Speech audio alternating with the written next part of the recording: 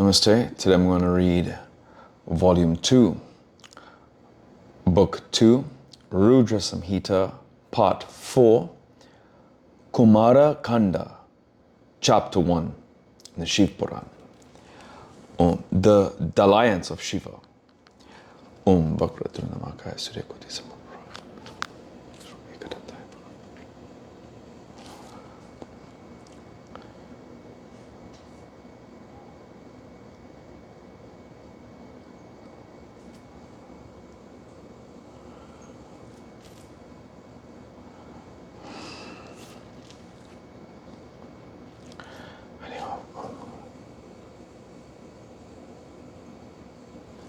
Hari Om Tat Sat.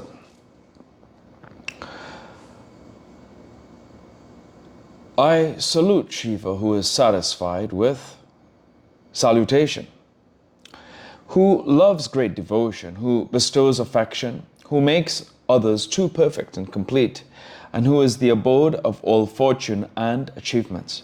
I salute Shiva, who is eulogized by Vishnu and Brahma, who, urged by his sympathy, assumes visible forms, who bestows truth, who loves truth, whose assets are the threefold truths, and who is identical with truth. Narada said, O Brahma, after marrying Parvati and returning to his mountain, what did Shiva, the benefactor of the worlds, do? Please narrate it to me. Who was the son born to Shiva, the great soul? For which purpose the Lord, though he rests and revels in himself, married Parvati. O Brahma, the benefactor of the gods, how was Taraka slain? Please have pity on me and narrate all this in full. Suta said, when hearing these words of Narada, Prajapati was highly delighted, and he replied after thinking on Shiva. Brahma said, O Narada, listen to the tale of Shiva, the moon-crested Lord. I shall narrate the story of Guha's birth and the slaying of the demon Taraka. Let it be heard, I shall tell you the story that destroys all sins, on hearing which a man is freed from all sins. This narrative is sinless. It is a wonderful secret. It dispels the distress caused by sin and wards off all obstacles. It bestows everything auspicious. It is the essence of the Vedas and is pleasing to the ears. It is conducive to happiness. It is the cause of liberation and cuts off the roots of all actions. Returning to Kailasa after marrying Parvati, Shiva attained added lustre. He thought over the task of the gods and the pain of the people involved in the fulfillment of that task. When Shiva returned to Kailasa, the joyful Ganas made all arrangements for his happiness. When Shiva returned to Kailasa, there was great jubilation there. The gods returned to their realms with their minds full of joy. Then, taking Parvati, the daughter of the mountain, with him, Shiva, the great Lord, went to a delightful, brilliant, isolated place, making a wonderful bed conducive to good sexual pleasure, rendered smooth and fragrant with flowers and sandal paste, and auspiciously supplemented with objects of enjoyment. Lord Shiva, the bestower of honor, indulged in dalliance with Parvati for 1,000 years of God. In that divine sport, at the mere contact with Parvati, Shiva lapsed in unconsciousness. She too lapsed into unconsciousness due to the contact with Shiva. She neither knew the day nor the night. When Shiva, following the worldly way, began his enjoyment of pleasure, O sinless one, a great length of time passed by as though it was a mere moment in their awareness.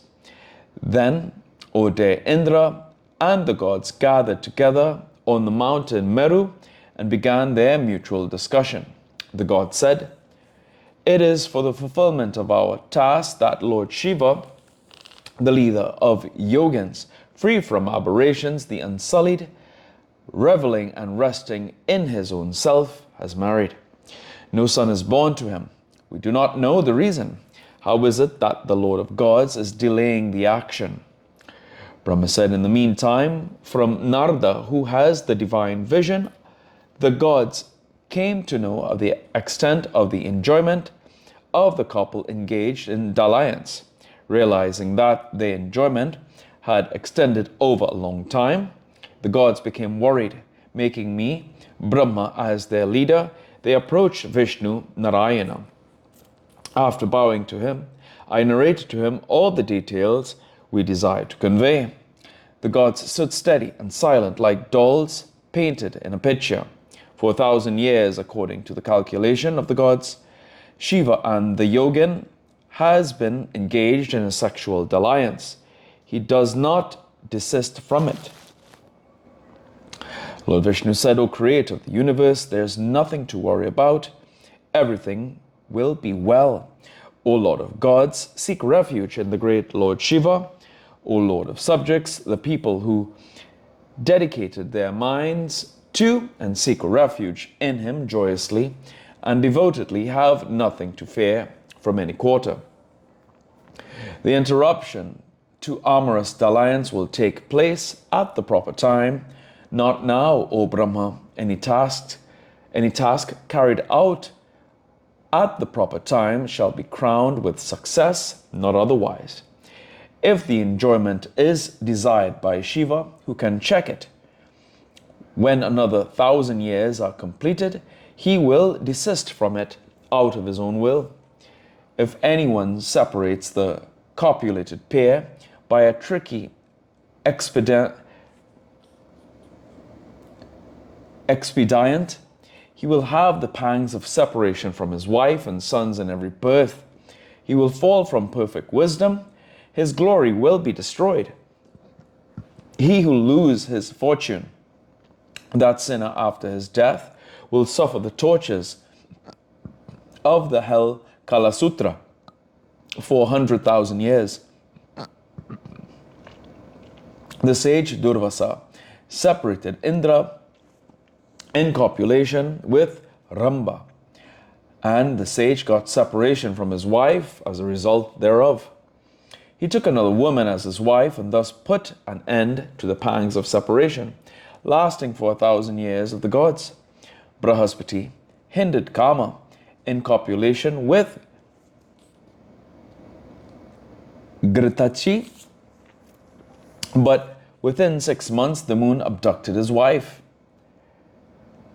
He then propitiated Shiva, fought a battle over Tara, enjoyed her even as she was pregnant, and tried to dispel his pangs of separation. The sage Gautama forced the moon in the company of Rohini to desist from sexual dalliance, and he suffered the pangs of separation from his wife. Harishchandra expelled a plowman in copulation with a Sudra woman to wander in a lonely forest. Listen to the effect thereof. He lost his wife, son, and kingdom. He was tormented by Vishvamitra. It was only after appropriating Shiva that he could get released from that sin. Though Ajamila, a noble Brahmin, was in copulation with a Sudra woman, gods did not interfere due to this fear. Everything can be achieved through the discharge of the semen. O Brahma, the process of discharge is very effective. The discharge that is fruitful none can withhold. O gods, Shiva's act of enjoyment will extend to 1,000 years of celestial calculation. After that period is over, you can go there and do such things as will necessitate the fall of the semen on the ground. The son of the Lord, named Khanda, will be born of that. O Brahma, return to your abode along with the gods. Let Shiva carry on enjoyment in the isolated place in the company of Parvati. Brahma said, after saying this, the Lord of Lakshmi immediately returned to his harem. O great sage, the gods too returned to their abodes along with me. On account of the dalliance of Shiva and Parvati, The earth quaked with the weight, along with Shesha, the serpent, and Kashyapa, the tortoise. By the weight of Kashyapa, the cosmic air, the support of everything, was stunned, and the three worlds became terrified and agitated. Then the gods, along with me, sought refuge in Vishnu, and in our depression intimated to him the news. The god said, O Vishnu, the Lord of the gods, O Lord and protector of all, save us who have sought refuge in you and whose minds are acutely terrified. The vital air of the three worlds is stunned. We do not know wherefore. The three worlds, including the mobile and immobile, as well as the gods and the sages, are excited. Brahma said, after saying this, O great sage, all the depressed gods stood silent, along with me in front of Vishnu, with great misery. On hearing those words, Vishnu took us all immediately to the mountain Kailasa, the favorite haunt of Shiva. After going there in the company of the gods, and me, the favorite deity of the gods, went to the excellent resort of Shiva with a desire to see Shiva. Unable to see him there, Vishnu and the gods became surprised. With humility, he asked the Ganas of Shiva who were there. Vishnu said, O Ganas of Shiva, where has Shiva, the Lord of all, gone? Sympathetically intimate this to us who are depressed. Brahma said, on hearing these words of Vishnu in the company of the gods, the Ganas of Shiva lovingly replied to Vishnu. The Ganas of Shiva said, O Vishnu, please listen along with Brahma and the gods. We shall tell you the truth and the details out of love for Shiva. Shiva, the Lord of all, had gone into the apartment of Parvati after stationing us here with love. He is an expert in indulging in divine sports. O Lord of Lakshmi, many years have gone by. We do not know what Shiva, the great Lord, is doing within her apartment.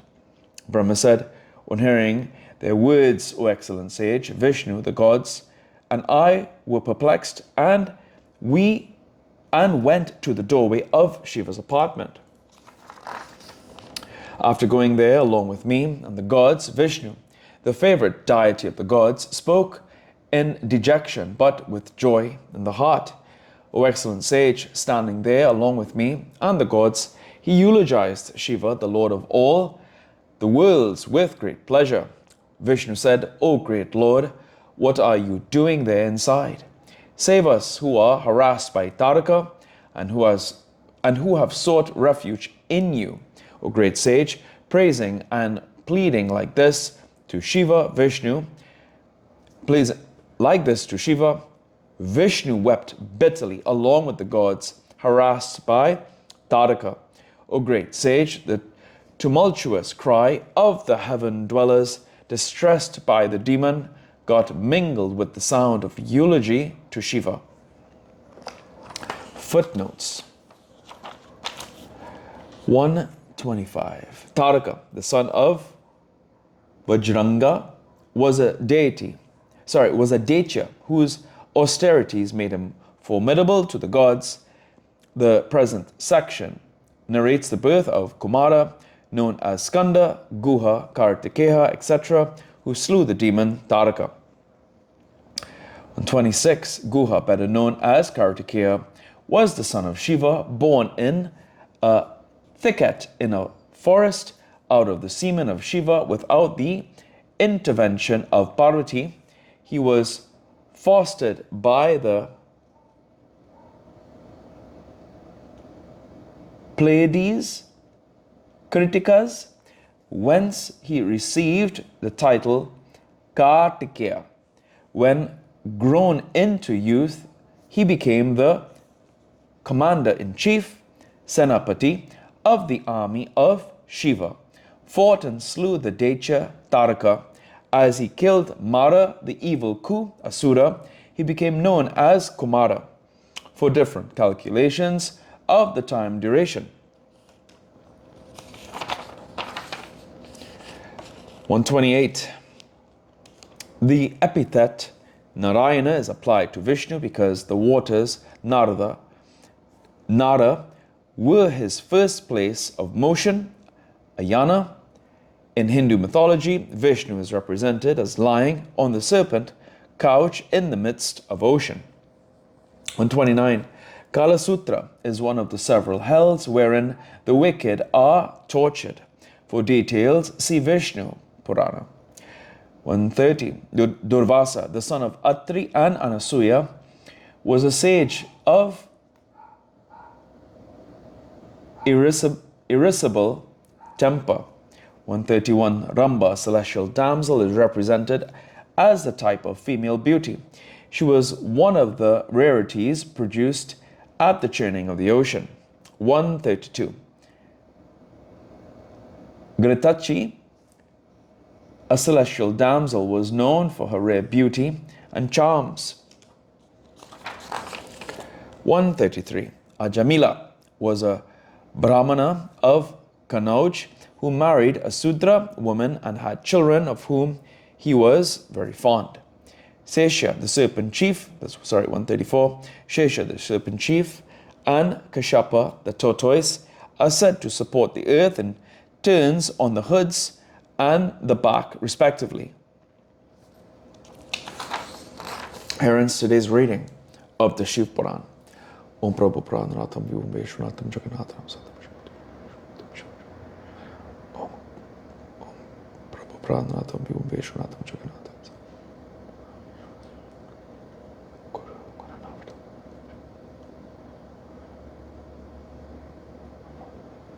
Om Hum Jum Sambur Sumtram Bakam Vijam Sumishti